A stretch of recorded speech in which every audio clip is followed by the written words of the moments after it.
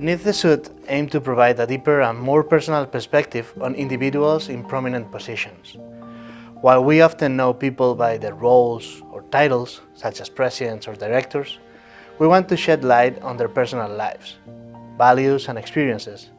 We want to provide a more comprehensive understanding of who they are beyond their professional personas. And this is the first episode. I cannot think of someone better than our Executive Director of ORCM, Elder Dana C. Edmond. Welcome, Elder. Thank you, Elder Pancorbo, and let me affirm you for, first of all, for the work that you do, and then second of all, I do think this is going to be a way to kind of personalize the leadership of our church. So thank you for inviting me. Thank you, Elder. The first thing that we see is beneath the suit, you without a suit. That's really hard to see. I've been working with you for months. I've never seen you without the suit, and it looks good. It looks good on you. Thank you. My wife was kind of, when I told my wife what I was doing, and she told, and I told her that the title of the program was Beneath the Suit. She said, but you always have on a suit. So I said, I don't have on one today, so. That's great. I always do the same. I Google your name because that's what we millennials do, and I try to find a little 5 lines bio of who Elder Edmond is. So Google said that your name is Elder Dana C. Edmond. You are a 3rd generation Adventist, is that true? That's correct. Wow. Product of Seventh-day Adventist Christian education. I am very proud of the fact that from grade school to grad school, except for 1 year, and that was my own choice, my first year of college. I was in a public university, but except for that, I've been in Adventist schools. My children went through all Adventist schools. My siblings, my sister's the only one who has children, but her son went all the way through. Now that my daughter, she's a church school teacher, and she has her child. She and her husband have their child in a church school. So Seventh-day Adventist education has always been a part of my family. My parents were devout believers in Seventh-day Adventist education. The only 2 homes we lived in when I was growing up were bought because of their proximity to church school. In Cleveland, we were a block and a half from the church school, and then when we moved to Huntsville to go to Oakwood, we were a block and a half from Oakwood. You are a native of Cleveland, Ohio? Yes. You have served the Seventh-day Adventist Church as a pastor, youth director, conference executive secretary, conference president, South Central Conference? Yes. And now an executive director of ORCM, right? That's correct. I didn't know, but I read that you are an author of Do It Right, Love, Sex, and Relationships God's Way. Yes, I had the privilege. For 7 years, I wrote for what was then the magazine for young people, Insight magazine. I don't think that magazine exists anymore, but I wrote a column for 7 years and on relationships and dating and all that sort of thing. And they turned those articles into a magazine. Lori Peckham, who she was the editor then. I think Lori teaches at Union College now, but she asked me to join the Insight staff, and so I did. It was one of the great joys of my ministry. It says that for the past 40 years, you've been happily married with Jill Robinson of Lexington, Kentucky. Do we need to update that date? It's 40 years? Yeah, actually it's 45 years. 45 years. Yes. Okay. You have 2 adult children, Mrs. Courtney Edmond Campbell and Robert James, RJ Edmond, and 4 grandchildren. Yes. Okay. So let's dive into these questions. Now we know a little more of who Elder Edmond is. Could you share a little bit your journey that led you to become the executive director of this office? I started off 45 years ago as a pastor in St. Thomas in the U.S. Virgin Islands in the North Caribbean Conference. I had a wonderful experience there. I pastored, I taught school. I still, even though I've been gone almost 45 years, I still maintain contact with a number of those members. As a matter of fact, the principal of the school is a young lady that, well, she's probably not quite as young as she used to be because that was 45 years ago, but she was a young person when I was the pastor, and she has invited me. I've been back several times to do things, but she's invited me back next year for one of the major anniversaries of the school. So that was that was a wonderful experience, exposed me to another culture, and it set the stage in a lot of ways for the rest of my ministry. Then from there I went to the Andrews Theological Seminary. From there to South Central Conference as a pastor. I started off in the state of Kentucky. Ironically, where I ended up pastoring was part of my wife's district when she was growing up.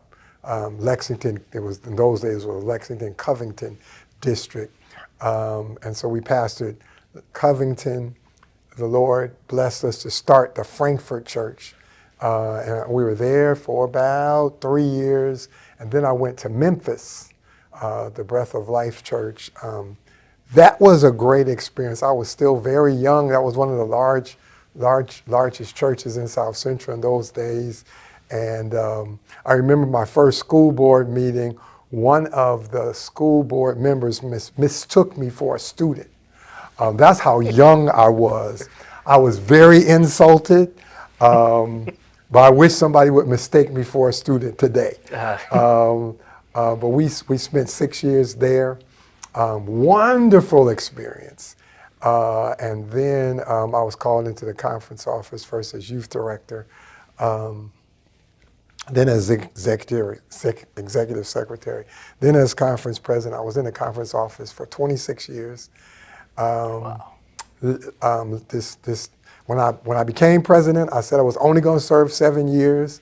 I did that, kept my promise, left at the end of those 7 years, pastored briefly in South Central, and then received a call to come here.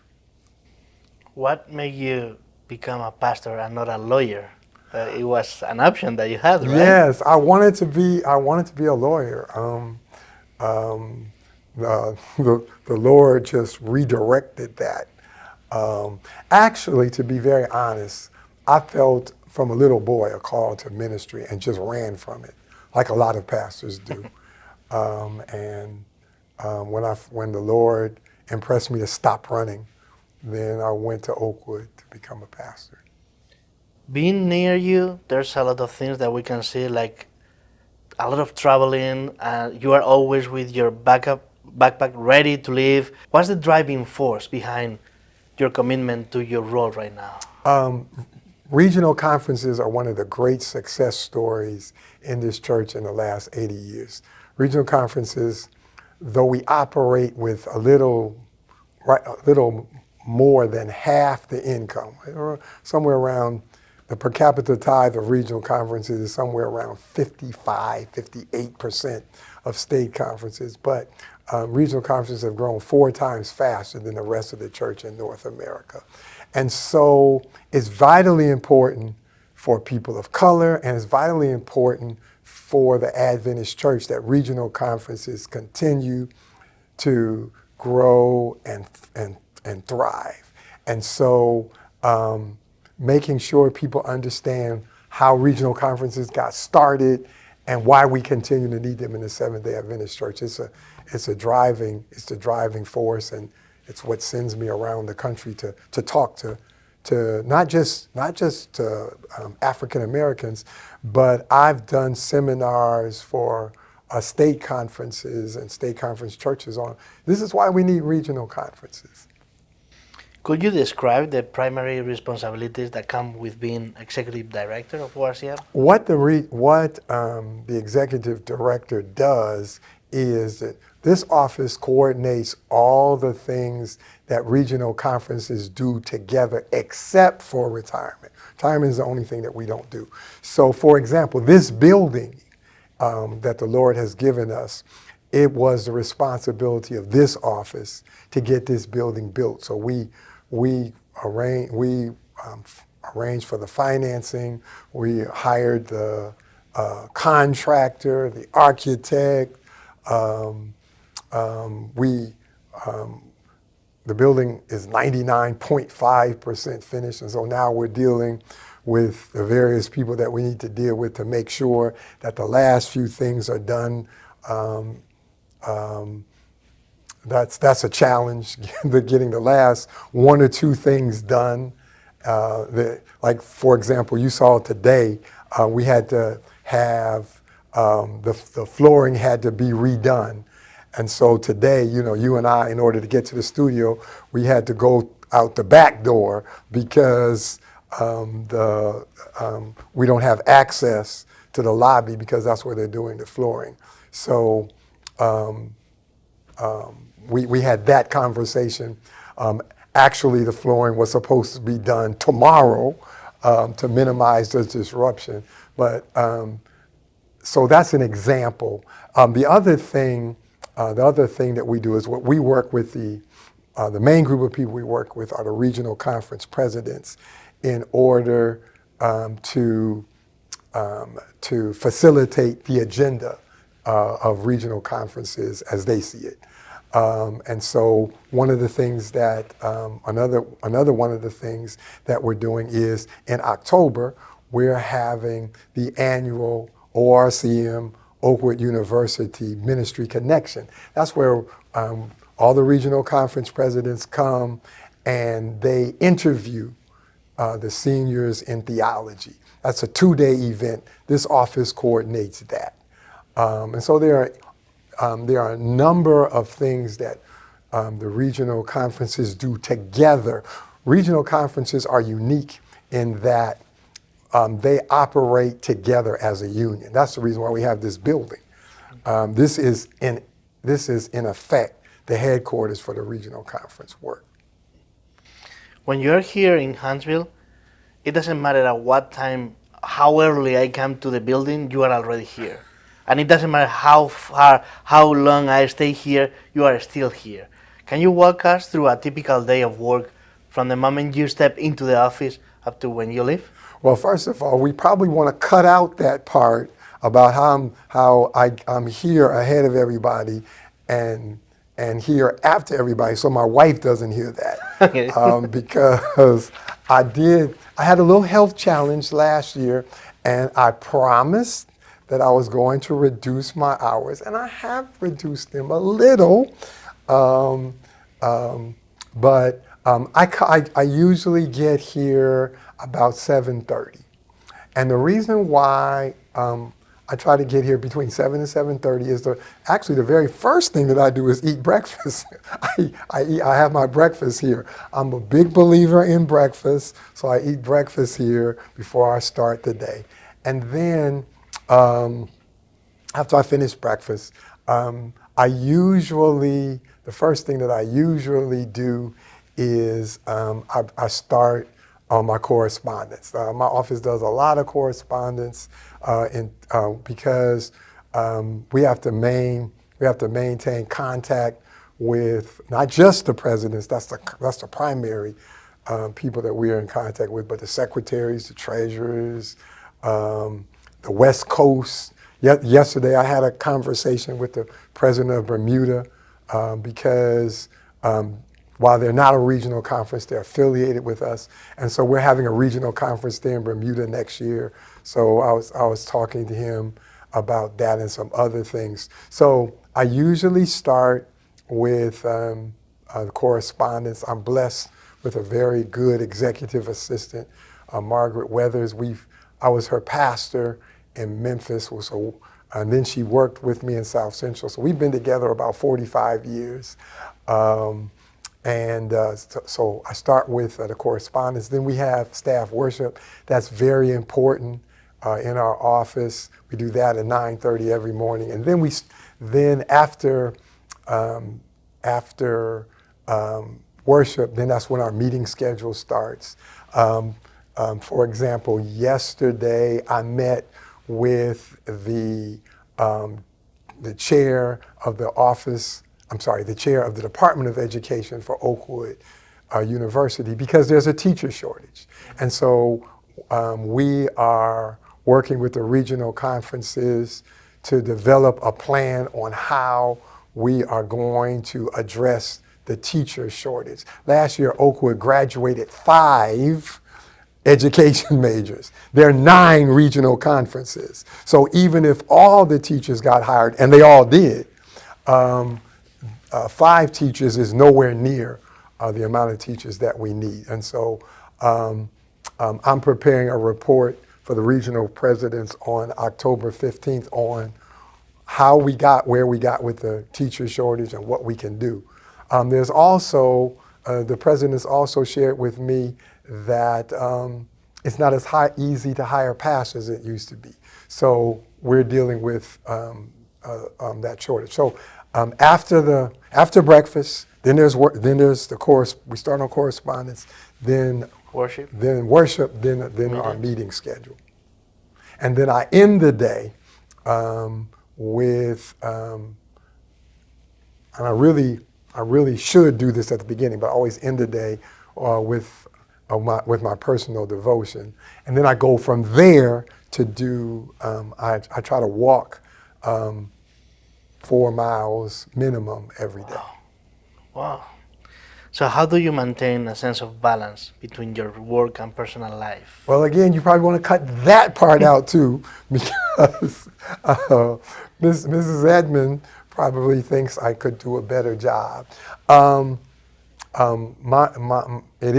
family life is very important. My wife is a vital part of my ministry. I'm extremely fortunate to have married the person that I married. I would not be where I am without Mrs. Edmond. And so I do try to make sure that we spend time together. I travel a lot. I do try to take her as often as budgetarily we can afford that. And so we spend a lot of time traveling together. When I'm home, we try to do things together. I also spend every Friday afternoon with our grandson. I pick him up from school on Friday, and we spend every Friday afternoon together. If you promise not to tell my wife this, I actually built my travel schedule around making sure I'm home when he's there. So I don't leave for my weekend appointment until he leaves in the afternoon. That ties to my next question. What makes you happiest this day? Oh, definitely. I have 2 children, thoroughly enjoy spending time with them. My son, my daughter is a church school teacher in Nashville. She teaches at the school that she went to as a little girl, where she graduated. She and my son-in-law, well, my daughter married somebody who had children before they were married, and so, but we've kind of adopted them as their 3 girls, his 3 girls as our grandchildren. So they were over our house on Monday for Labor Day. So we enjoy spending. I love doing the grandparent thing. I enjoy spending time with both my children. My son he does cardiac research for Emory University in Atlanta, and so I have to frequently go to Atlanta. And what'll happen is sometimes in my travels I'll leave. Since I fly Delta, it's a quick commercial for Delta. Their headquarters is in Atlanta, so a lot of times I'll fly out of Atlanta, and Mrs. Edmond enjoys that because I'll leave her in Atlanta, and she gets to spoil she's very good at spoiling my son. He's one of those single people. There's never any food in his house, so his mother goes and buys food and cooks, and they just have a wonderful time. And then I come back, and we spend some time together before we drive back. So, yeah, that's what I enjoy doing. Elder, what have you done for the first time recently? Boy, that's a tough question. Let me tell you what I've done for the last time. Okay, that will work. I rode on, I like to go to amusement parks. And so I've been riding roller coasters since I was 7 years old. My father took me on my first roller coaster in Cleveland at the old Euclid Beach Park. That park doesn't exist anymore, but we used to go to Euclid Beach all the time. My father took me on. And so I love roller coasters, passed that on to my children, discovered that my grandson, who's 8, inherited that. So I was preaching in Minnesota. We went to the Mall of America, which has an amusement park in it. And I took my children there for the first time when they were young. I was in my 30s, and they had this roller coaster. It was real wimpy. It didn't really do very much. But I discovered when I took my grandson, I discovered 3 things. One, that Mall of America has seriously upped their roller coaster game. Now they have all the ones that flip you up, turn you up over inside out. And I discovered 2, that my grandson, as I said earlier, inherited his love. And then, so he wanted to ride on all the scary roller coasters. And I discovered 3 that I'm not in my 30s anymore. So I'm standing in line, and I realize that nobody remotely my age is riding roller coasters. And so we ride this one where it went straight up. We were on our back, and we were going straight up, and then we dropped straight down. And it occurred to me, when you spend time praying instead of enjoying the ride, it's time to quit. So that was my first time praying. And so I said, okay, I'm done. And now I know why I was the only one. Yes, I'm done. Okay, let's go back to your office. What's one thing that you always need in your office? Let's say Bible, of course, but what else? What's something that you need in your office? I love to read, so I always have in my office here and my office at home. I passed on that love to my daughter when she was single. She used to travel with me sometimes, and we would always end up in a bookstore. I remember one time I went to Portland, Maine, beautiful, in the summer. I took my daughter with me, and it so happened our hotel was right next to Barnes and Noble, directly. So my wife said, okay, what did you all do? Did you go to the beach? We said, no, we spent the time at Barnes and Noble. Wow. So I love to read, and so my office is always going to have books. Back to the Bible. What's your favorite Bible character? Elijah. I love that Elijah, and then Moses, and then Paul. And your favorite book of the Bible? I like it's not a book, okay, but I like that series, 1st and 2nd Samuel, 1st and 2nd Kings, 1st and 2nd Chronicles. Those are my favorites. So back to your days as a president of a conference. What's the best quality that you can find in a pastor? I mean, the obvious, they need to be spiritual. I'm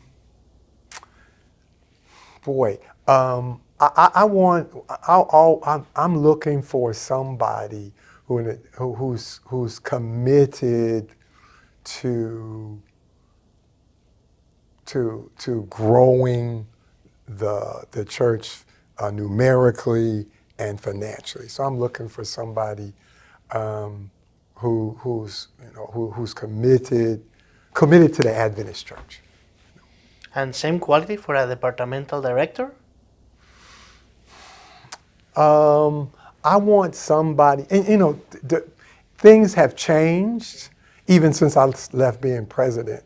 But still, I want somebody who's committed to helping churches do ministry. So, for example, when I was youth director, which I did for 11 years, part of what I saw as my responsibility was to help churches develop youth ministries departments on the local level. Which sermon impacted you the most? Which sermon? Boy, I am a kind of a connoisseur of sermons. I listen to lots of sermons. So it's hard to think of which impacted me the most. I can tell you the pastors that impacted That me will the work, most. yes. I grew up in Cleveland, Ohio, and the very first pastor I remember was C.D. Brooks. And he had an enormous impact on my life. Then I had Walter Pearson as my pastor. So I have a breath of life connection. C.D. Brooks was my pastor. Walter Pearson was my pastor.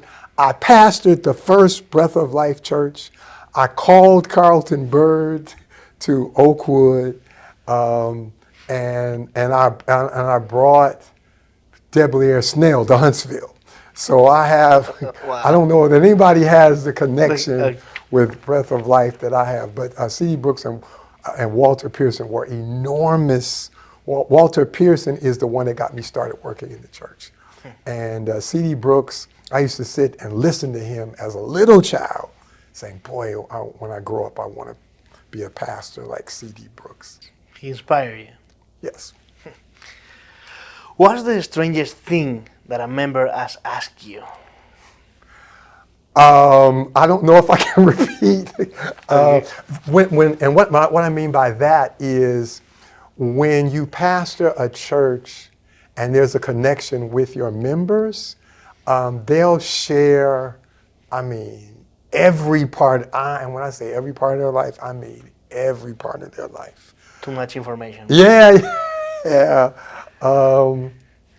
But it's on some level, it's a compliment that they trust you with the deepest things, including some things I probably wish they hadn't shared. But okay, we've said some numbers, but how long you've been working for the church? I started in 1978. So I'm going into my 46th year, which is, I remember when I was a young pastor, I thought that, people like me were like ancient. And now I get what I call the Methuselah look, which you just gave me when... that wow, it was maybe out of line. I'm sorry. It's just 46 years. That's, 4 years, and you're gonna be 50 years in the ministry. That's amazing. So, what's the most important thing that you learned about church during that time? The most important thing that I learned about church is that this is really God's church, and it has a mission. And even though, and it has a mission, and it's going to take all of us. And when I say all of us, it's easy for those of us who are younger to kind of look at the people who are, I'm sorry, I'm not younger. Those of us who are older to look at people who are younger because they have different ideas, different ways of doing things. And all the ways that they have of doing things are not things that are workable. Okay? And so sometimes we hear that, and it's easy to kind of dismiss the ideas of younger people. But it's gonna take all of us to do what needs to be done. Younger people need older people so that they don't forget the past. The past is important, but older people need younger people so that they don't live in the past. We were very intentional when we called you. You know, you you were not in ministry. You were not born when I started ministry. But there are things that we've learned from you. This studio, for example, there are things that we've learned from you that I told you when we hired you. I'm very technologically challenged. There are things that I know what I want to do, but I have no idea of how to do it. And so you and I meet on a regular basis, and I say, this is what I want to do, and then you go do it. And you have this series is your idea, so it takes all of us, and we've got to learn how to listen to each other. One of the things that helped me when I was a conference president, I had a very sharp group of younger pastors: Deblier Snell, Carlton Bird, Van Dion Griffin, Jonathan Smith. And so I would talk to them on a regular basis. And even though I had been in ministry longer than most of them were alive, I learned from them. Hopefully they learned a few things from me, but I definitely learned from them. And one of the things I've learned is the importance of learning from each other. From those days at the beginning of pastor work, there's any memory that still make you laugh? Oh, laugh, cringe,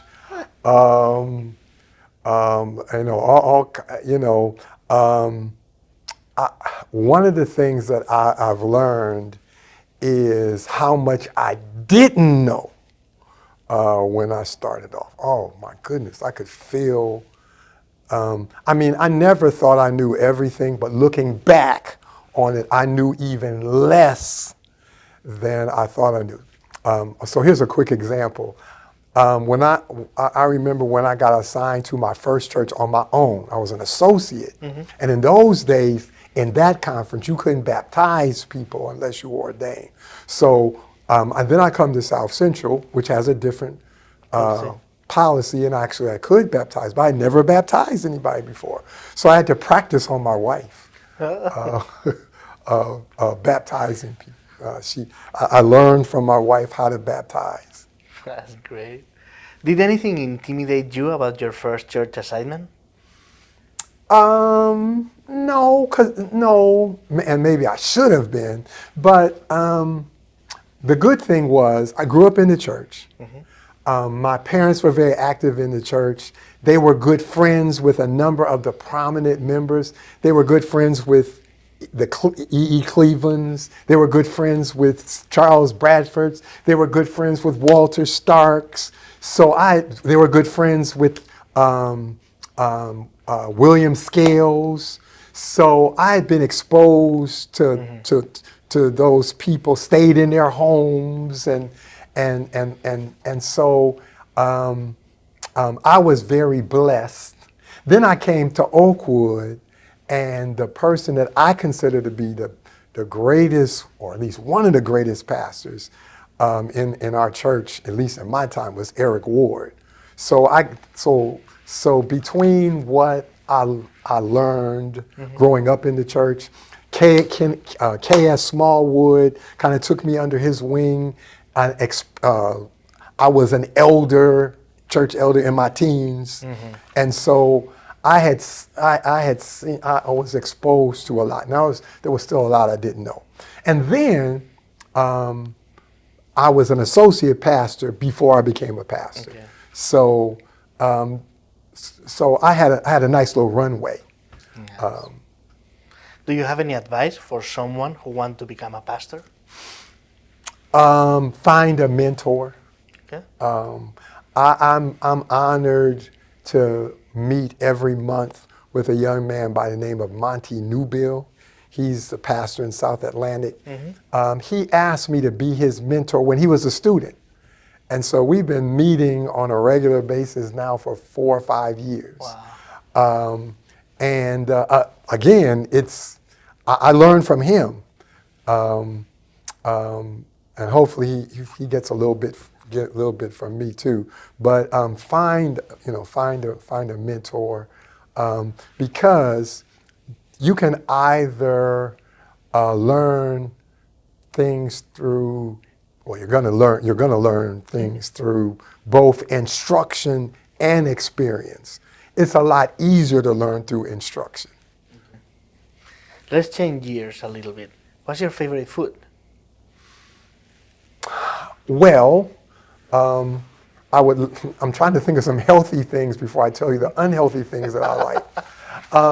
I had, after years and years and years and years of having spectacularly good health, until last November, I had missed work because of illness one time in like 35 years. Just had spectacularly good health.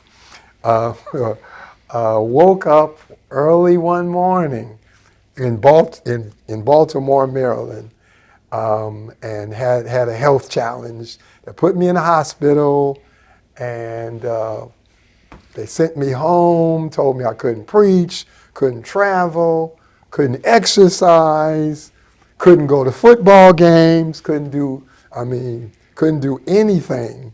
And so I had to. So up until that time, I loved French fries. Yeah. But had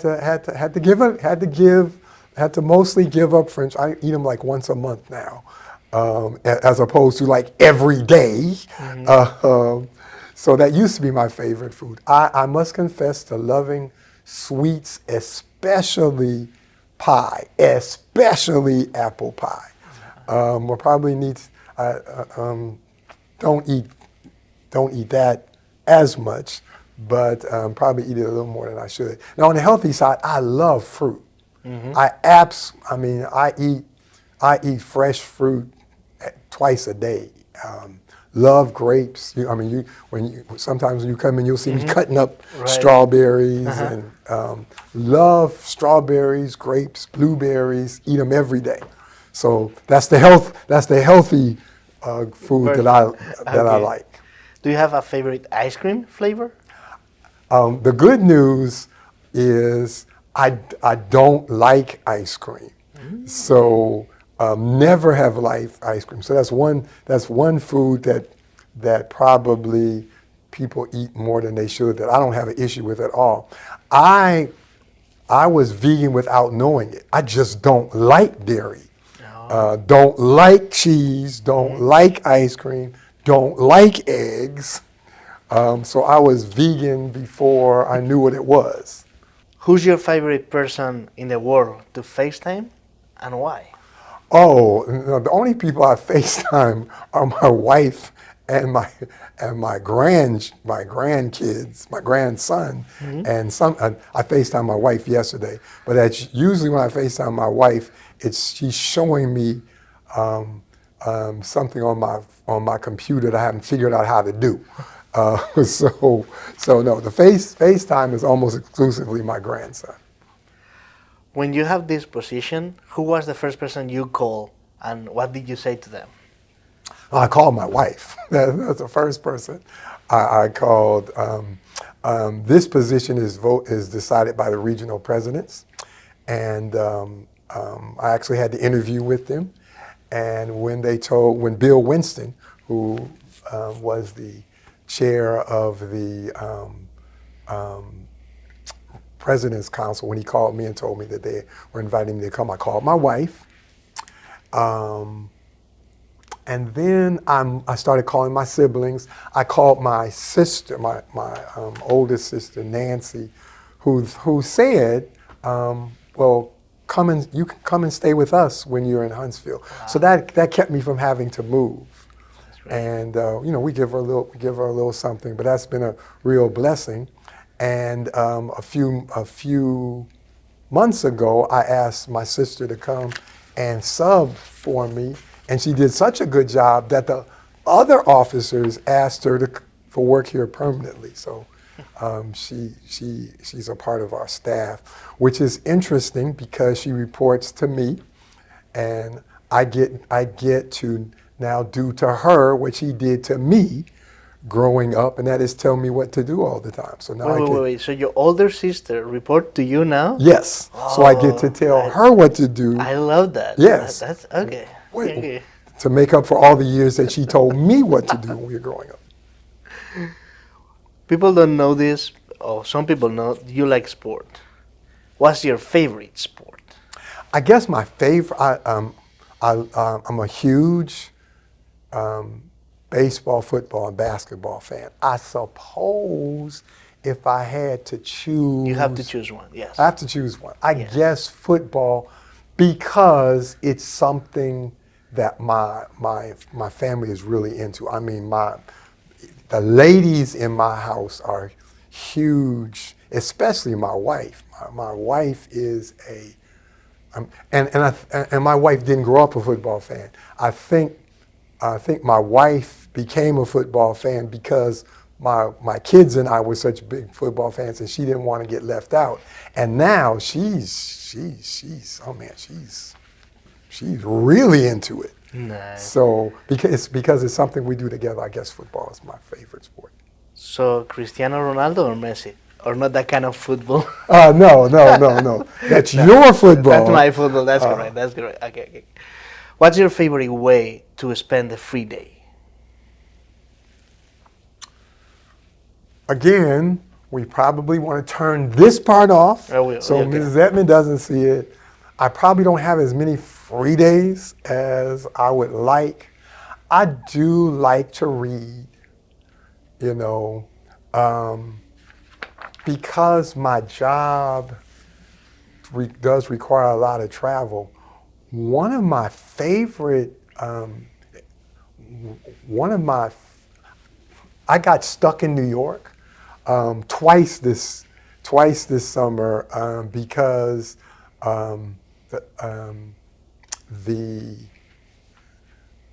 both because of airline issues. Before you said it was Delta, so now you can say again that it's Yeah. Delta. It was an ad now. Yeah. I got because of airline issues. One was an airline issue. One was weather. Mm-hmm. And because I was in New York, and it was the height of summer season, they couldn't get me out for 2 days, which you would think was a bad thing. But I couldn't live in New York for 2 seconds. But I love visiting New York. Just love. So I had some relatively free time. I usually stay in Manhattan and just walking. I love to walk, and walking in Manhattan is when the weather is nice. That's one of my favorite things to do. Ms. Edmond and I were blessed to go to Hawaii for our vacation, and so walking in New York and walking in Honolulu, two of my that would be my favorite things to do on a free day. Now, obviously, I can't afford to do that very often, so if I'm not traveling, I like to do things with Mrs. Edmond. My daughter and I we still try to get together a couple times a year to go to the bookstore. Mm-hmm.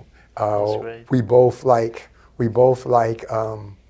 breakfast food, so we'll go get some breakfast, and then we'll spend a couple of hours at Barnes and Noble reading. So You probably, Elder, has preached Christmas, Easter, weddings, funeral. Which was the hardest sermon to preach?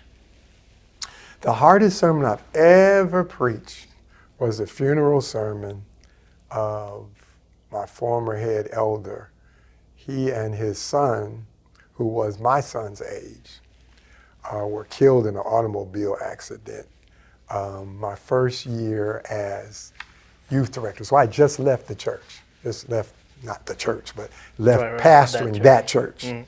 And I had just seen him, and in fact, he had made an effort. We were at a youth federation, And he made an effort to come and speak to me before he left to go home. And a few months later, he was gone. And they got killed in an automobile accident. And I still remember, because people don't think of pastors in this way, that when we have to do a funeral, we hurt too. When I was pastoring a church, you did funerals for anybody who asked. So sometimes people will ask you to do funerals for their relatives. You don't even know the person. When you're not pastoring a church, the only time people ask you to do funerals is for people you're close to. So, so I never do a funeral anymore unless it's somebody I'm close to. And so those are hard to do. And I never will forget funerals in Memphis. I was coming from somewhere. I can't remember where I was coming from. But I had my daughter there. She was a little girl. And my wife and my son met us in Memphis for the funeral. But I still remember I walked in the church, and there was my first elder and his little son next to each other. And I went in, the service hadn't started yet, so you know how you go to see hew the body before the sermon. And I went to see them.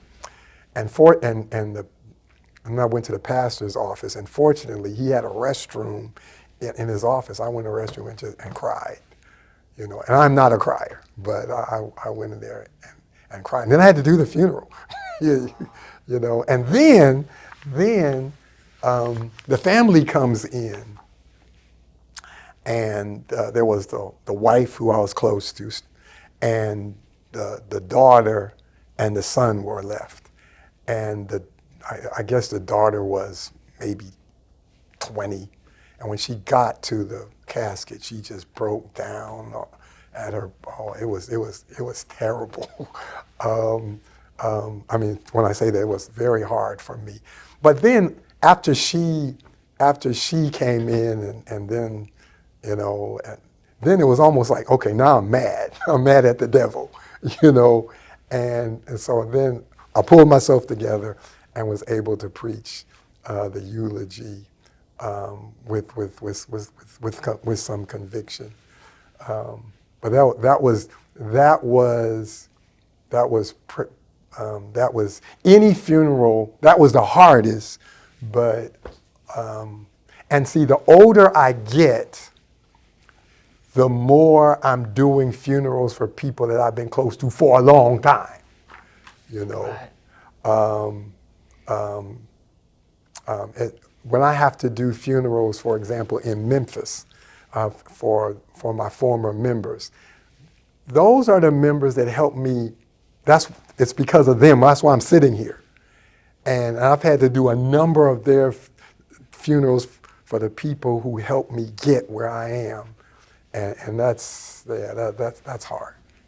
Well, as you said, I never thought what the pastor is thinking or feeling while he's preaching the funeral. Wow. Well, you keep mentioning your wife all the time. There's something you wish you'll know before getting married? No, you don't have time for me to tell you all the things that I wish I knew. The most important, the one that you think people should know. Some of it depends on your personality. One of the hard lessons that I learned is my wife and I are very different, and she's more of a feelings person, and I'm more of a logic person.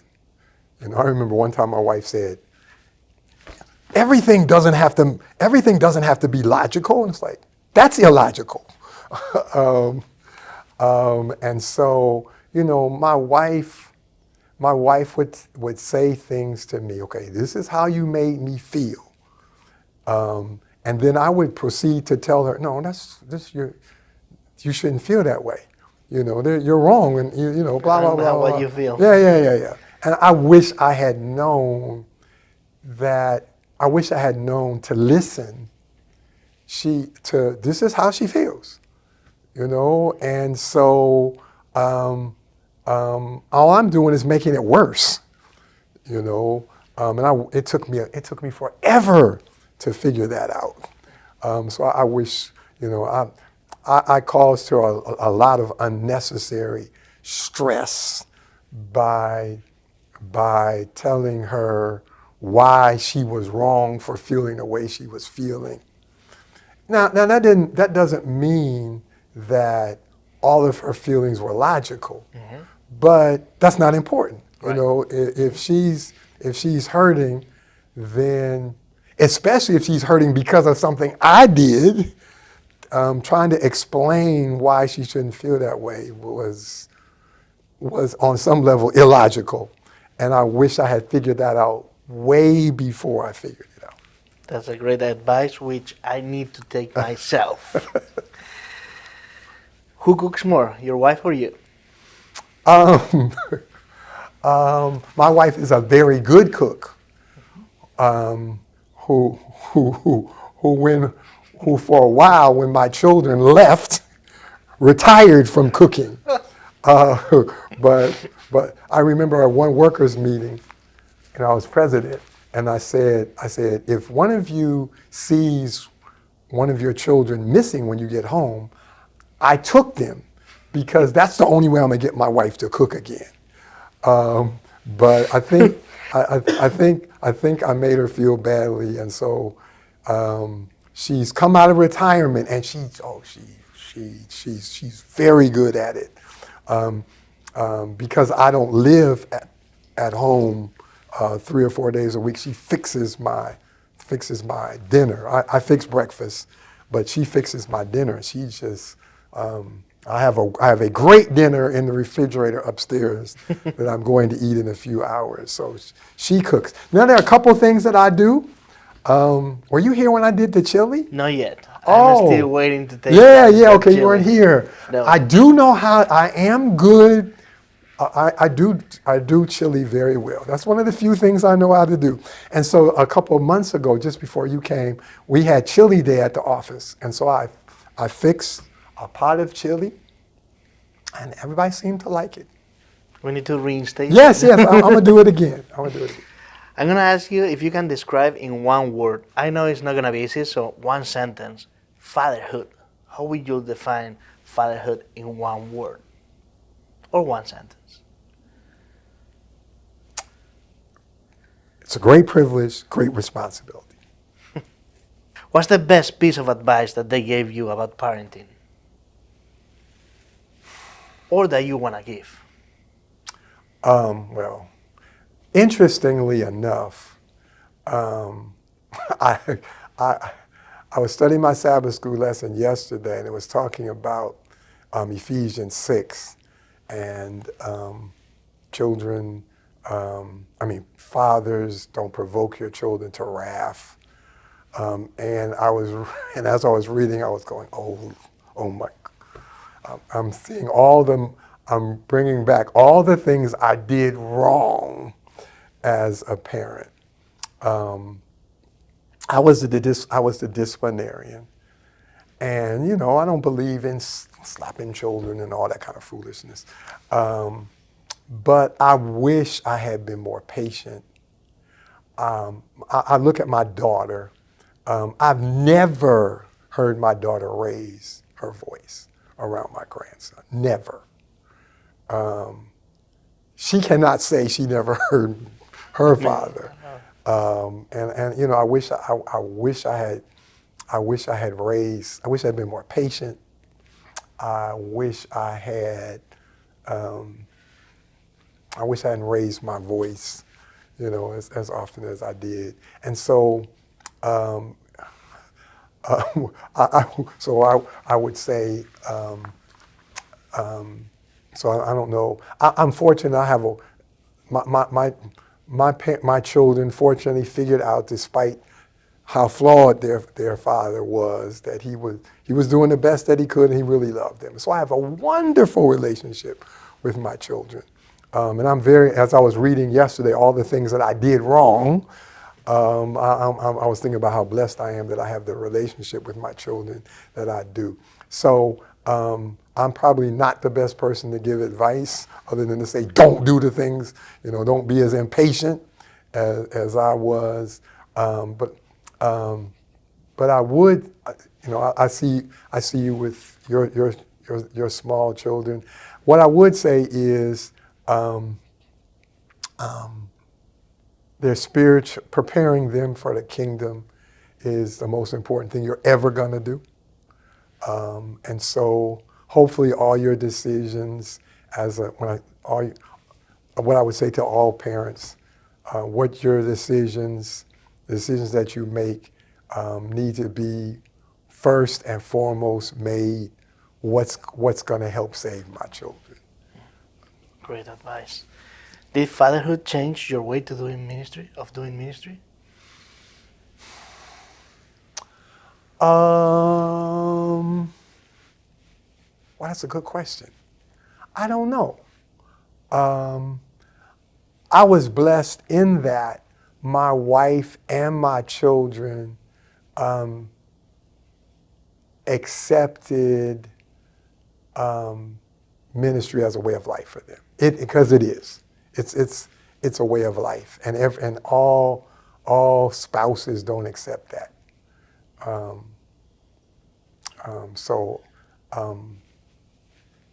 I was blessed in that they accepted it, and particularly when I was youth director, they were a huge part of what I did.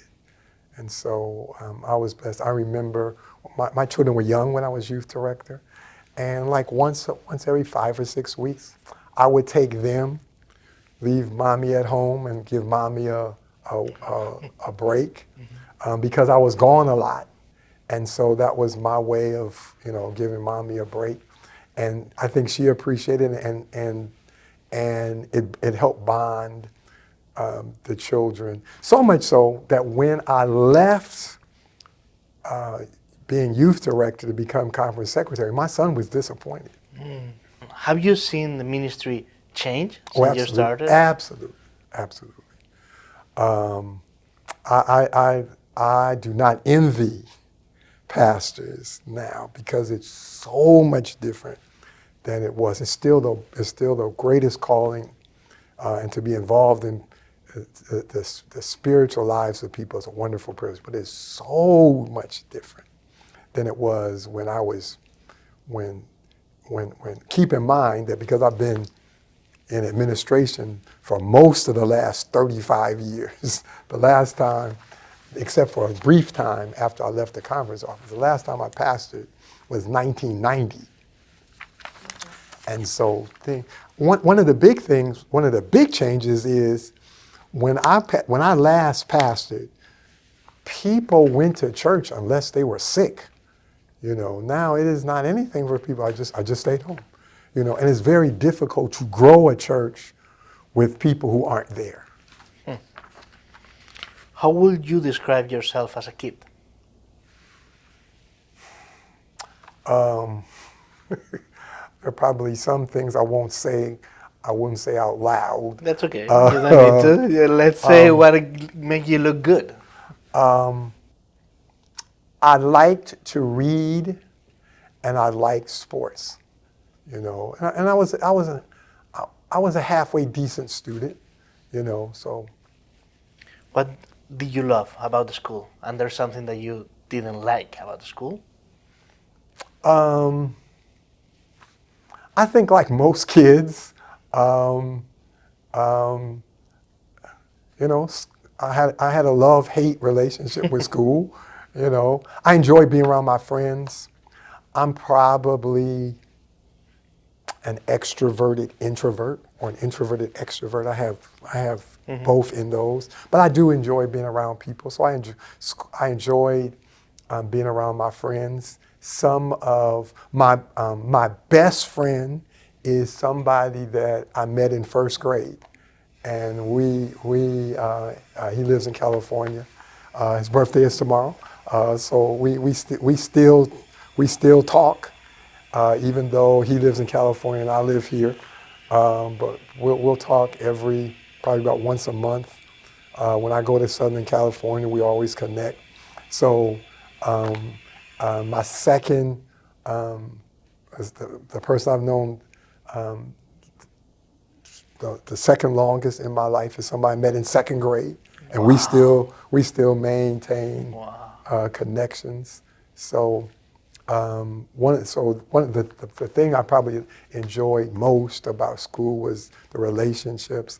I had, particularly in my formative years, some very good teachers. My first grade teacher just passed away a few months ago. But I maintained contact with her. She moved to Huntsville in her retirement years. So I would see one of the first letters that I got when I became conference president was from my first grade teacher. So her name was Catherine Palmer.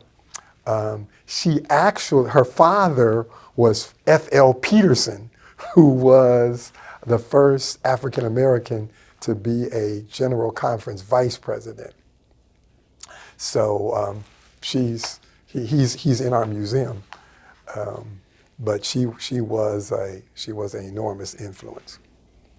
It is safe to say that you have preached hundreds of sermons.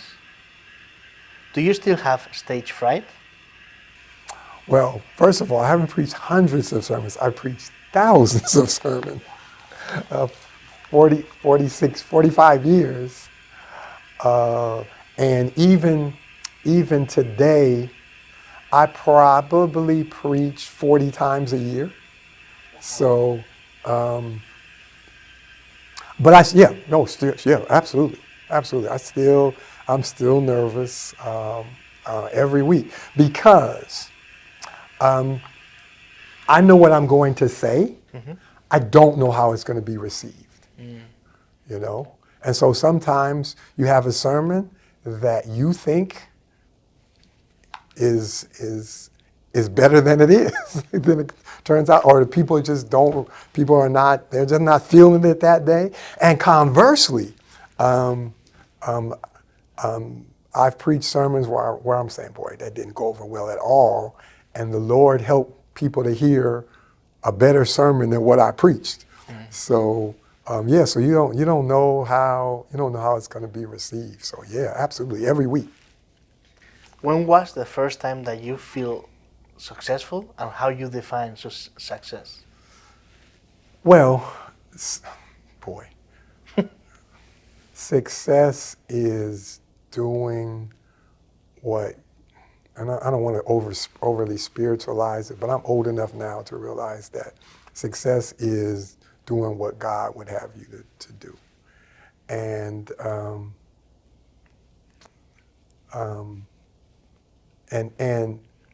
it's something you do every day.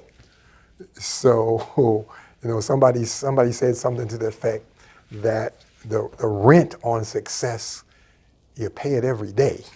So, I don't know if I can say I feel successful because I got to do what the Lord wants me to do every day. So. What advice would you give to your 14 years old self? That you you don't know as much as you think you do. And you probably need to listen a little more. Pastor, I'm amazed because that will be exactly what I will say to my 14 years old self. Everyone can teach you something, so keep learning. Who would you say that was your role model growing up? I had several. Certainly Elder Brooks and Elder Pearson growing up, and then later on when I became a pastor, Eric Ward and Elder Dudley. What has been taking up your days of late? Well, again, if you promise not to let Miss Edmond hear this, work. That's that takes up a lot of what I do. Are you an early bird or a night owl? I am an early bird who's married to a night owl. Um, trying to get Mrs. Edmond to realize that you actually can go to bed before 11 o'clock. You know, that's an unsuccess. That's 45 years of trying to get that point across with no success. But you know, I'm an early riser. There's something on your bucket list that you hope to accomplish someday that you can share with us?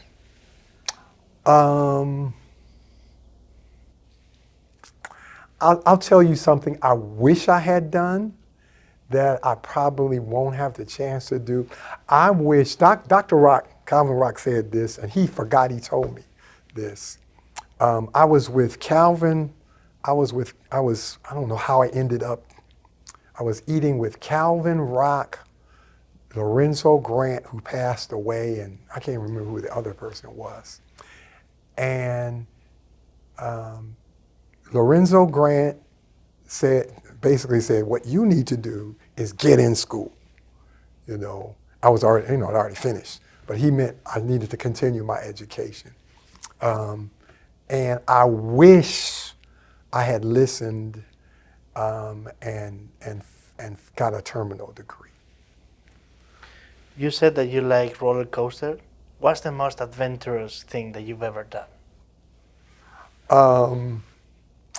I let my wife talk me into doing a zip line in Honduras.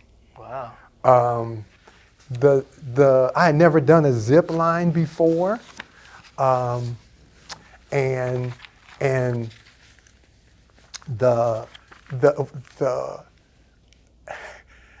so they gave me, before I went on the zip line, they did a little video and they gave me a bunch of instructions. So then I had a guide, and so when I got to the top of the hill, he said, "Forget everything they told you." He said, "Just follow me." It's gonna be free fall from here. Yeah. But what was really so it was adventurous, one, because I didn't know what I was doing. I'd never done it before. But what was really adventurous is Honduras is not the safest country in the world. So I'm riding up into the mountains with these two people who I've never who I don't know, who don't speak any English, and who, for all I know, may have ill intentions. Okay. It wasn't just the zip line; it was everything around. It was everything around the zip line, but they took care of me, and I lived happily ever after. But traveling does put you in those experiences. And another time, Mrs. Edmond and I were blessed to go to Italy, and we were 40 miles, I guess, or 40 minutes, I forget, from the airport. And we're in this taxi with this guy who speaks no English, and we riding for an hour. We don't know where we're going. We don't speak any English. In fact, that whole trip was kind of an adventure because Mrs. Edmond decides she wants to go sightseeing and she wants to catch the bus. So we get on the bus in Rome to go to our destination, and everything's in Italian. And apparently Mrs. Edmond figures out, she thinks that somehow we're going to know where but we don't. And the thing that saved us was there was a lady who spoke English who figured out we didn't know what we were doing. And she said, "You want to get off here." Otherwise, we would still be riding that bus. Well, Rome is a beautiful city. Yeah. Maybe not forever, but if you could have any animal as a pet, what would it be? Again, you don't want Mrs. Edmond to hear that because she loves dogs. I don't. And I don't want any animals.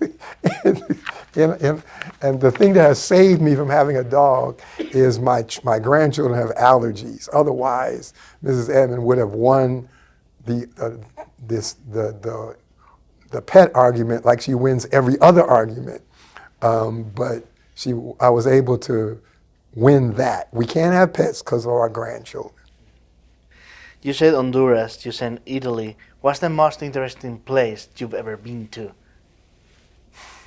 I know you've been in the Holy Land recently. Probably,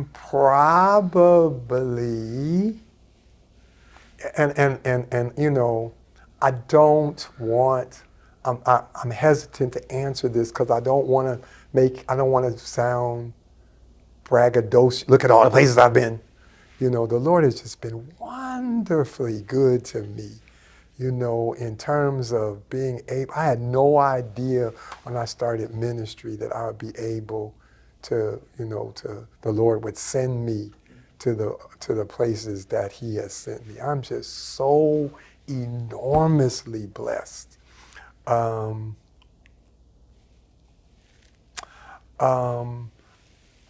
Boy, I suppose the most interesting place that I've been to was Johannesburg in South Africa for a number of reasons. First, because I came and they asked me to come and preach for their constituency meeting. And the constituency meeting before, the one before, the president hadn't got reelected, and he decided he was going to start his own conference. It was So a you little can political you turmoil I there. mean, I thought constituency meetings in the United States could be bad, but I mean I wasn't at that one. I was at the next one, but they were taking all kind of precautions. Okay. But you know, the Lord blessed. It was an uneventful one. But it was interesting because of that. Then the other thing was to see the effects of apartheid, you know, and to talk to the people who had lived through it, and then to see that because Nelson Mandela decided that he was not going to take vengeance. He was in jail for 27 years, and he decided he wasn't going to take vengeance. That's a different country. So that, because they could have had a civil war, the black people could have said, okay, now we're in charge. It's my turn. Yes, our turn. We're getting back at you. Because they were treated horribly. But they decided not to do that. And so that's probably the most prosperous country in Africa. You know, people tend to think of Africa in one way. I went to a mall in Johannesburg where about the only thing I could afford was the newspaper. The person that picked me up worked for the government. They picked me up in a Jaguar, you know. So that country owes its prosperity to the fact that they decided, that Nelson Mandela and the people that work with him decided, no, we're not getting back, you know. So it was fascinating to listen to people who lived through it, and they made a conscious decision that we're not going to treat people the way we were treated. Maybe this will answer my next question, but if you could have a 1-hour conversation with any historical figure, who will it be? It would probably be with President Obama, just because I grew up at a time when the only black people I saw leading anything were in the church. When I grew up, the mayor was white, the senators were white, all the church leaders beyond regional conferences were white, governors were everything. All the quarterbacks were white, the coaches were white, everything. So I never imagined that the President of the United States could be African American. It never occurred to me. And when that happened, you only people who grew up the way I grew up understand what that, when I still remember at 10 o'clock that night, and when they announced that Barack Obama had been in. So I still remember what time it was, because if you grew up like I did, you never imagined that day would come. So I'd like to interview him and talk to him about what that was like for him. I know what it was like for me. Right. Are you a planner or more spontaneous? No, I'm a planner. What's the best compliment that you've ever received? When people say nice things about the things that we try to do administratively, that when people say, and I'm sure not everybody says this, but when people say, yeah, you have a level of administrative ability. I think people don't realize what it is to be a director or a president, or there's a lot of pressure. So what's your favorite quote from a book?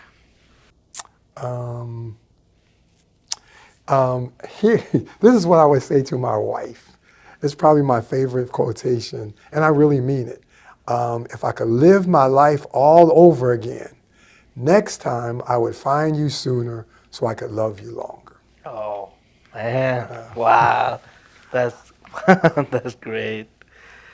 Okay, what's the most unusual food you've ever tried?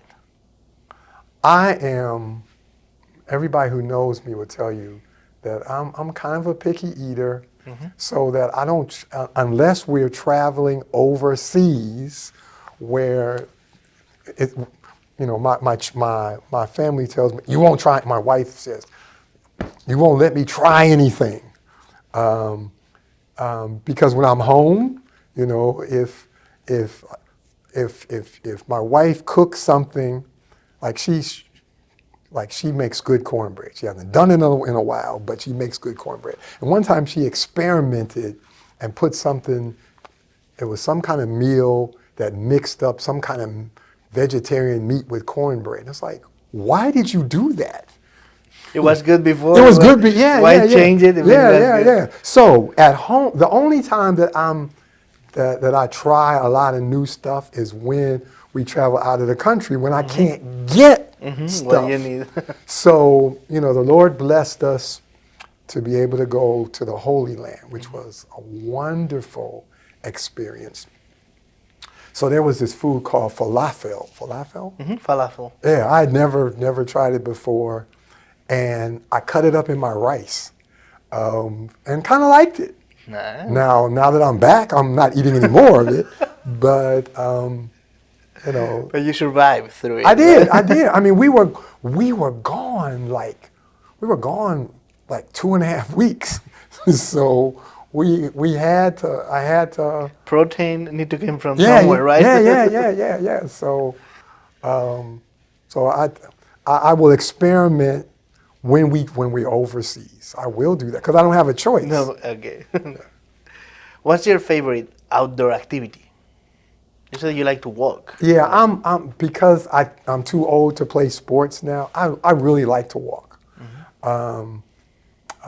It gives me opportunity to see things. Like if I gave the example of, I love to walk in Manhattan because there's just so much to see. Here in Huntsville, I like to walk, and I have my headphones, and I like to listen to sermons. I listen to Pastor Snell every week. I tell him, even though I'm old, I learn from him. So I like to walk. You won't believe it, but this is the last question. We've been talking for 1 hour and 30 minutes. Oh my goodness, who's going to listen to that? People will love it, Pastor. We've been learning a lot from you and great advice. So what's the most valuable lesson you've learned in your life so far? What do you want to leave the audience with? Any advice that you can give us so we can close this? Now that and one of the sobering things is as you get older, you realize that everything ends in this life. While I have not said anything to anybody but my family and my closest friends, I have a retirement date, you know. And it won't be long before I say this is when I'm going to retire, and I can't imagine not doing what I'm doing, but I know that it's time. So I guess what I want to leave with people is everything ends except what you do for Christ. No matter how important your job is, one day you're not going to be doing it anymore. Right. Andy Stanley, he's a First Day pastor, and all my fellow conservative Adventists, don't take away my Adventist card for quoting a First Day pastor. But Andy Stanley says, one day everything that you've done is going to be placed in somebody else's hands. One day it's going to be over. One day, whether or not you have an exit strategy, you will exit. And so it's important to remember that, one, the only thing that's going to last is what you do for Christ, and two, how you treat people matters. There has been a great conversation. Thank you so much for opening this new program that we can do. Thank you for being so open with us. And I really, really appreciate you without the suit, because I know how important it is. So opening this series with you like this and being so open with all of us, we really appreciate it. Thank you so much. And thanks for all the work that you've been doing and you are doing for the Office for Regional Conference Ministries. Well, I'm honored to be a part of this. I cannot imagine anybody finding this whole thing as interesting as I found doing it with you. So hopefully somebody will be able to, you'll edit it nicely, and somebody will benefit. The conversation has been good enough. No, I didn't need it. You'll see. I'll come back to you and I'll show you. Pastor, people loved your conversation and all the advice that you gave us, which we really needed. Thank you so much, Edmond. Thank you, Pastor.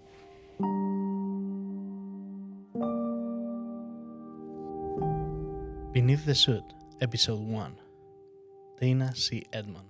Executive Producers, Dana C. Edmond and William D. Cox. Director and host. Special thanks to Margaret Nichols and Yvonne Collins.